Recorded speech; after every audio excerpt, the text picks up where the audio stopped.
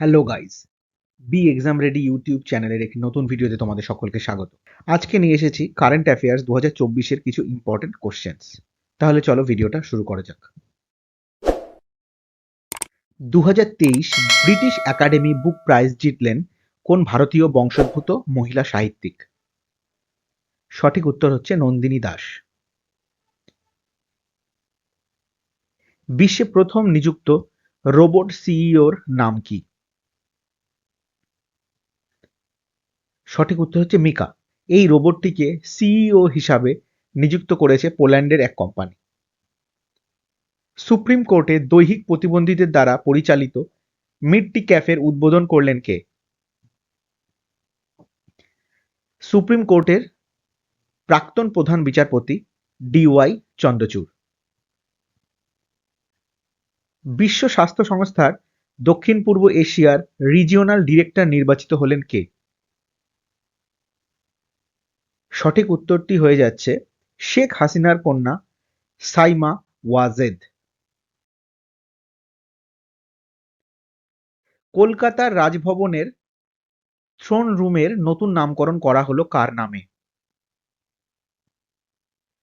উত্তর হচ্ছে সর্দার বল্লভভাই প্যাটেলের নামে।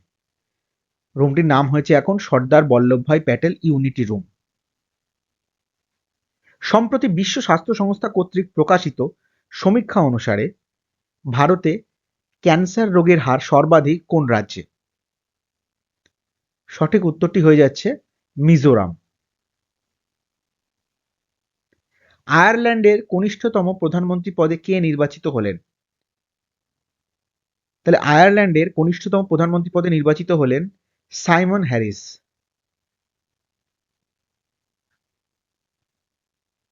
ডোপিং এর কারণে 4 বছরের জন্য নির্বাসিত হলেন পল পোগবা। তিনি কোন দেশের ফুটবলার?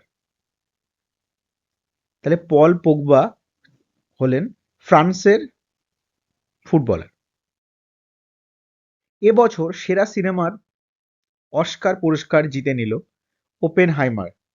সিনেমাটির পরিচালক কে? ওপেনহাইমার সিনেমার পরিচালক হলেন ক্রিস্টোফার নোলান। লোকসভা নির্বাচন উপলক্ষে কোন অ্যাপ চালু করলো নির্বাচন কমিশন? সঠিক উত্তরটি হয়ে যাচ্ছে নো ইয়োর ক্যান্ডিডেট। খুব ইম্পর্টেন্ট কোশ্চেন এটা, যে লোকসভা নির্বাচন উপলক্ষে নির্বাচন কমিশন যে তোমার অ্যাপটি চালু করেছিল সেই অ্যাপটির নাম হচ্ছে নো ইয়োর ক্যান্ডিডেট। ভিডিওটি ভালো লাগলে অবশ্যই লাইক ও শেয়ার করো, চ্যানেলটিকে সাবস্ক্রাইব করে পাশে থাকা বেল নোটিফিকেশন আইকনটি অন করে নিও আমার চ্যানেলের পরবর্তী ভিডিওগুলোর নোটিফিকেশন পেতে। তাহলে দেখা হচ্ছে পরের ভিডিওতে, ততক্ষণ ভালো থেকো, সুস্থ থেকো আর দেখতে থেকো B exam ready YouTube channel.